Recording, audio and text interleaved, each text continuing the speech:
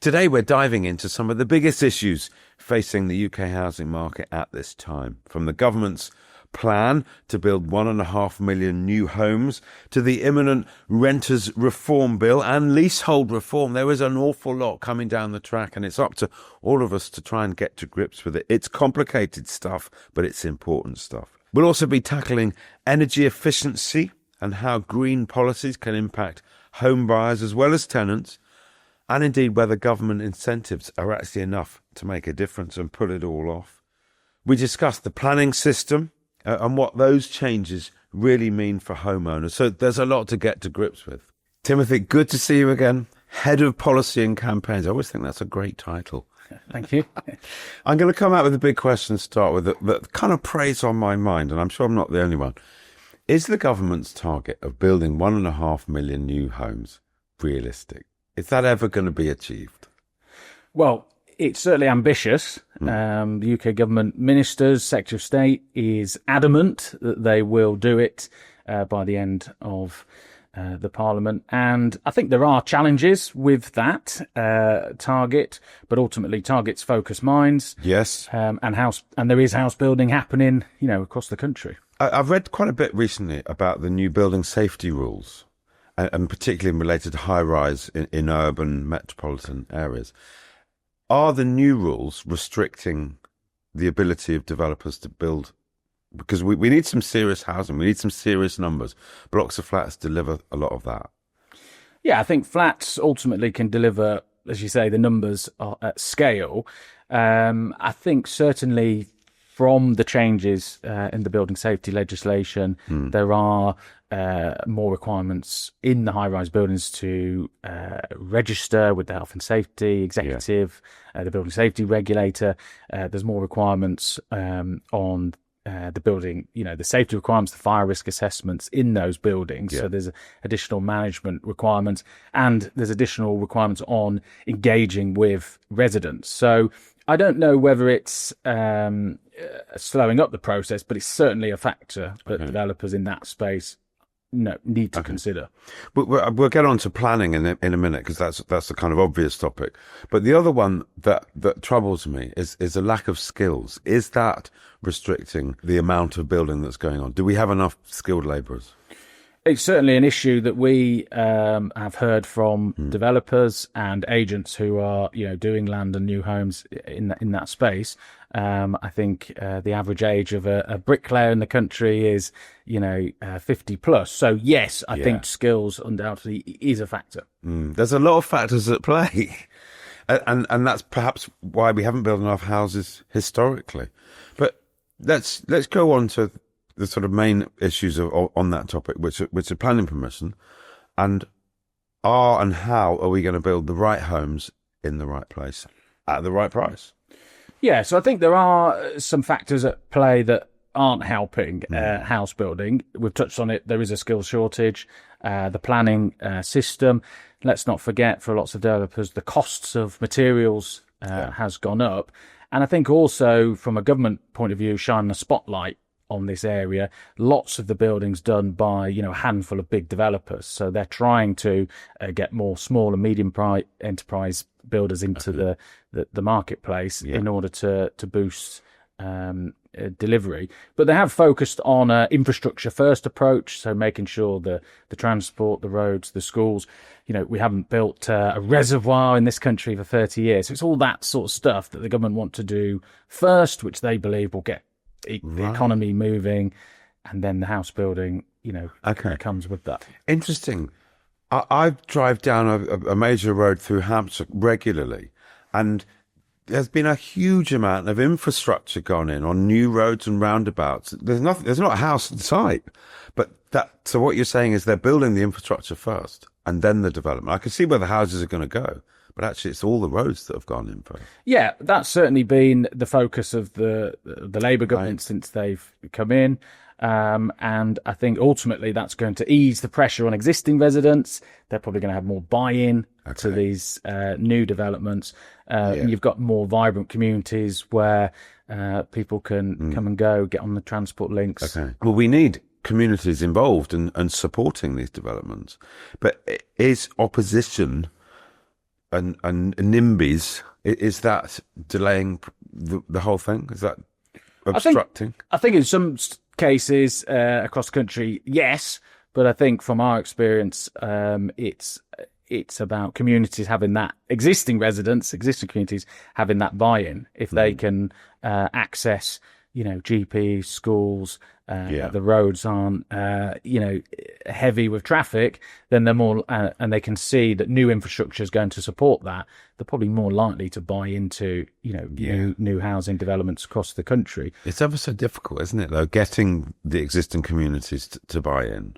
Ever so difficult. Yeah, but I think the UK government are trying to tackle that. They've got a big planning piece of legislation that's going through Parliament, and they're trying to make it quicker and easier for councils to make decisions. They're potentially giving, more power to ministers to get these infrastructure projects through, get the funding, and ultimately make sure that's also wrapped up in clearer guidelines around nature and the environment, because they're often stumbling blocks across the country. To tell us a little bit more about that legislation that's going through, what you just said makes me think that actually the power will go with the ministers rather than with the local communities. Yeah, it's ultimately not too clear at this stage what they're looking to do, but I think there is a frustration from policymakers, decision makers, that if councils, once they've perhaps put a local plan through, if it's held up by judicial reviews or legal challenges, that's not helpful. So I think they're trying to find a better balance where the needs of the communities are taken into consideration, but ultimately we speed up the process so the planning can get through and the houses can get built. Where are all these houses going to go? Where are we going to build them? Nobody wants them on their own doorstep. But we need them. Yeah. One of the key things that the UK government are focusing on is what they're calling new towns. And they've already got 3 sort of baked in. And they're, I suppose, building on the Milton Keynes model. But new towns is a focus area. But also within that, looking at existing sites and existing developments that are built around perhaps train stations or existing transport hubs. Yeah. So it's using transport corridors and building out from existing sites. So they're kind of the 2 areas that the UK government are focusing on. Okay. What about brownfield sites or agricultural? Are we going to lose food production? Well, I think has been a big focus on brownfield. I think the definition of brownfield can be debated, but essentially it's underdeveloped, underutilized, kind of industrial land. Yeah. The current government have delved into that and probably come somewhere in the middle and defined it as grey belt. So they're obviously trying to protect as much of the green belt as possible. Yeah. Focus on brownfield land that's probably low-hanging fruit, what can be easily developed, what doesn't need to be removed from under the ground, say, and what's kind of oven-ready, as it were, to build on. So that grey belt is a big focus too. It's such a sensitive topic. It really is, because we've got to build houses, but we've got to build the right type of houses in the right areas that people want to live at the right price. But nobody wants them on their doorstep. But we got to build them. And there's no easy way through this. But we do have to find a way through. I guess a lot of it is about planning reform. But yeah, that's a space to watch quite closely. Last year, you told us that if you knew a sale or letting agent was a qualified member of a professional body maintaining high industry standards, you would choose them over an agent who was not. Well, agents who are members of Propertymark are not only regulated, but qualified too. There are currently over 18,000 members right across the UK, all adhering to a strict code of conduct and membership rules. And that is why we at Move IQ endorse what they do. To find your local agent, look for Propertymark and let them know I sent you.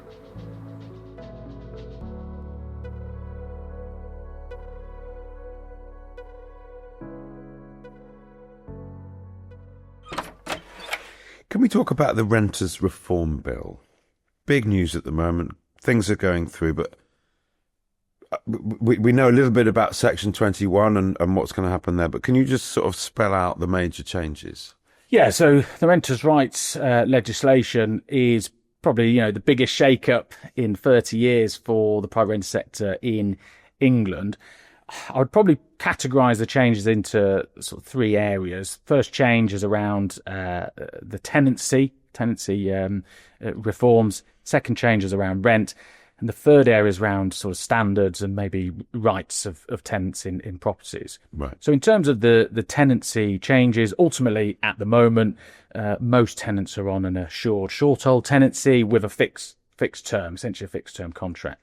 The government is doing away with them, and all tenants will move to a periodic contract, which is essentially rolling week to week or month to month. Now, that means that contract will only come to an end if the tenant wants to end it, and they'll give 2 months' notice to the landlord, or the landlord will have to give a reason, which is under what they call a Section 8 notice, and that's doing away with Section 21 and no-fault eviction notices. So essentially, you've got more protections for tenants in that space. Landlords will still be able to serve notice to move back into the property for themselves or a family member, or perhaps sell the property, but they won't be able to do that in the first 12 months of a tenancy. So again, more protections for tenants, and the evidence that landlords will need to give a reason.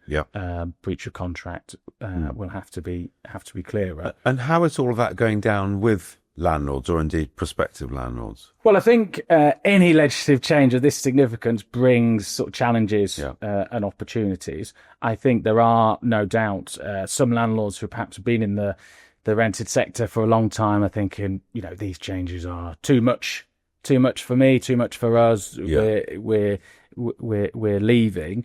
Others are saying, no, that's an opportunity. I want to understand those changes. And I think also, there's a space for agents as well to support landlords to understand, the direction of travel. On the rent, ultimately, tenants will still be required to pay rent, but there'll be kind of stricter stipulations. Rents can only be increased by the landlord once every 12 months. They'll have to provide a sort of a Section 13 notice and official documentation to do that. Landlords will only be able to request 1 month's rent in advance. So the government's very much talking about protections and making it cheaper and easier to rent. And also there'll be a ban on what they call rental bidding. So essentially there'll be an advertised amount, and you can't go above that. And agents, landlords can't encourage tenants to go above that. So when they just stick an even higher price on. Well, that is the fear, and I think that has been put to the UK government. However, within the legislation, there are powers or more kind of powers for tenants to challenge rent increases through a tribunal process. And ultimately, what that's going to be based on has the agent landlord considered market rents in the area, and are the increases realistic and achievable for what's the market average. So again, the evidence, the proof that landlords and agents are going to need, there's more spotlight. They're going to have to be more scrupulous. It sounds like it's good news for tenants. Would you say there's any downside for tenants? Well, I think if we stick with the good news, I think that with the standards, the third area, there's no doubt the UK government want to bring in the decent home standard for the first time to private rented property. Essentially, that's going to have a same standard of private rented property across the board. The property's got to be fit for human habitation, free from hazards, not have any damp and mold, or if it does, there's processes in place to tackle that. Good. Now, that's not going to come in until 2035, 2037. The government have consulted on that, but I think that's another positive step for tenants. And also, they'll be able to request a pet in their rented property, and the landlord won't be able to be unreasonably refuse. And there'll be also bans on discriminating against tenants with children or on benefits. So yes, you're right. Yep. There's a lot of more protections and rights for tenants, which I think is a positive thing. I think that the only downsides are that ultimately they need to understand all these changes. They need to understand, their rights and responsibilities and when they need to serve a notice, the timeframes for ending a tenancy.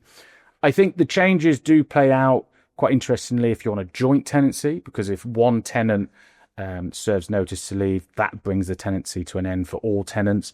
And I think if you are a student renting in the private rented sector, you need to understand that the rules for ending a tenancy are different depending on the type of property you rent. So if you're in a 1 and 2 bed, then essentially you can give the 2 months notice. If you're in a house of multiple occupation, the UK government have developed a new student ground, so notice can be served between June and September by the landlord, which means the property is free for the next year's cohort of students. So, on the face of it, lots of protection, but in reality, all legislation is quite complicated. It is complicated. Thank goodness we've got a policy guidance at Propertymark. Now, what's all this about leasehold reform and common hold, and that also seems to be in a sort of state of flux. What's your take on it? Yeah, so there has been. Leasehold is quite a complicated area. There has been several bits of legislation passed in recent years, and there is more legislation to come. The legislation that's been passed has essentially capped and reduced ground rents on new build leasehold property, flats and houses.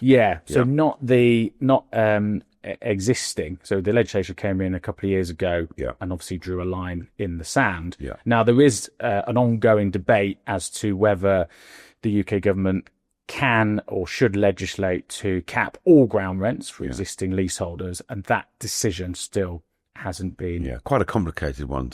It's a historic situation. It's been there. Somebody's signed up. Yeah, indeed, and it's kind of linked to the freeholders, developers, the builders who have kind of invested in these properties as well, and as you say, baked in over many years. So it may be that the need to allow for a cycle of existing leasehold properties kind of. It's a long cycle. Yes, it would take decades to end and then move forward. That's where the conversation around common hold comes in. And there are a few common hold buildings around.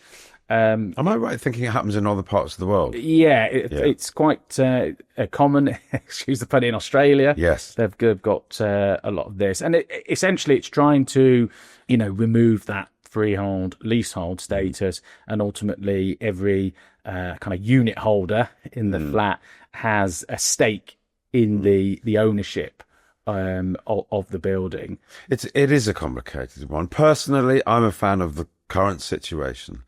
But the leases have to be properly drawn up. Everyone has to understand their rights and responsibilities. And there does have to be management and service charges and that kind of thing. But when our system works, I think it's a good system. But I guess there are holes in it.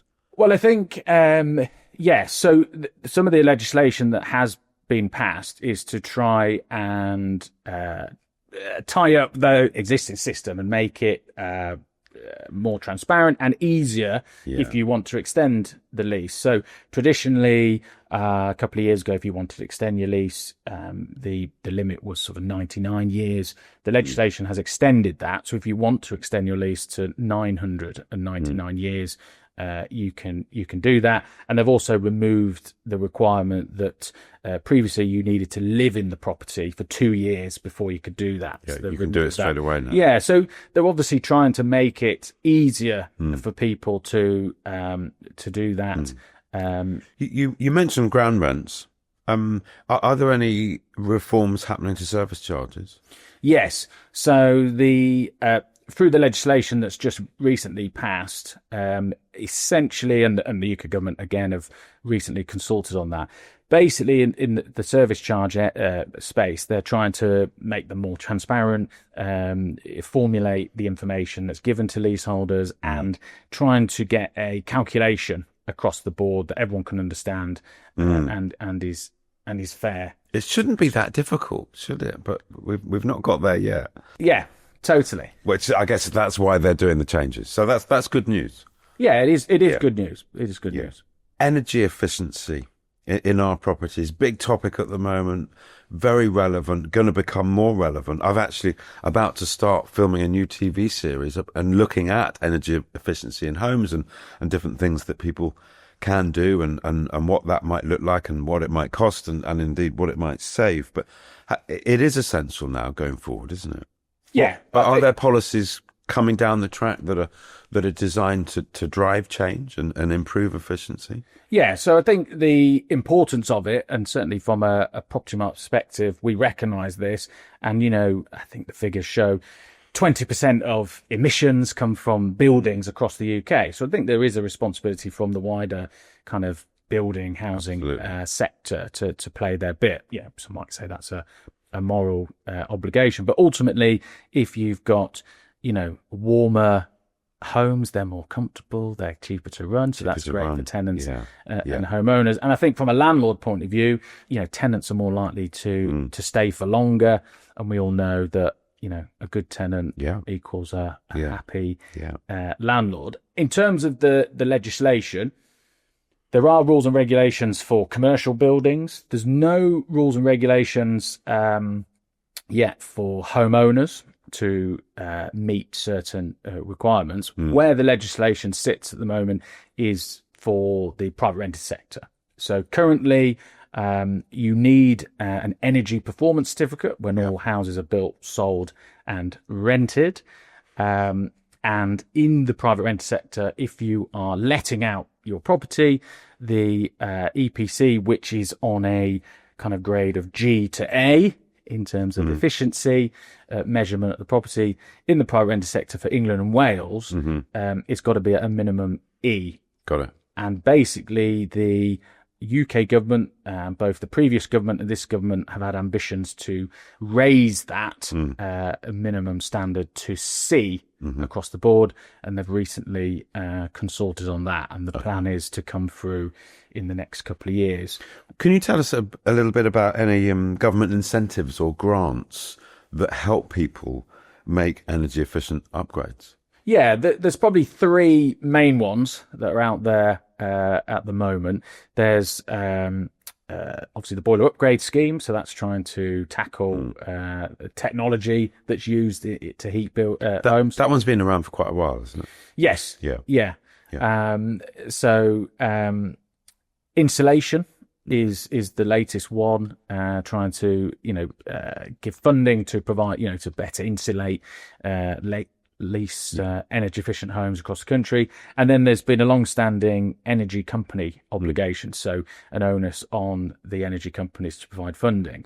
The issue with all of them is they're all normally predicated on wage, salary of the individuals, and the energy performance of the property, but also whether the occupant is claiming benefits, and they tend to be more generous in those areas to perhaps people on higher salaries. Okay. Just to wrap it up, what does all this mean for home movers? And have you got any kind of practical takeaways on how we've covered so much ground, how these changes are going to affect whether it's renters, home or homeowners? Well, I think for renters, there's significant changes that are coming forward. So it's about understanding those changes. I think for landlords, it's ultimately understanding the changes, going alone, doing it yourself, or getting a professional agent to support you. And I think if you're renting as well, renting through an agent, and you're aware of that, engage with them, speak to them about the changes. There will be, documentation and guidance coming your way to outline that.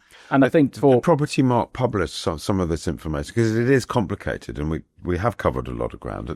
Yeah, certainly. We've got a library of resources for both agents and Great. consumers, and certainly with the legislation, being finalised and heading towards implementation, we're tying up those resources in order for agents to provide that to landlords and tenants on all those different elements. Great, because it affects everybody, whether they're a tenant, a homeowner, landlord, agent. It's up to all of us to be informed. Yeah, ultimately, and you might not be a tenant now, but you might be a tenant in the future, or you might have a family member who's in that space or going into that space. And as I talked about, students as well. There's quite a few changes. There's a lot of changes coming down the track, but they're good changes. Long and short of it, they're good changes, aren't they? It's positive. It's driving up standards. It's more protections. And we'll still retain the choice and flexibility in the market that is so important. Timothy, great words. Thank you so much. Thanks for coming on. Thank you, Phil.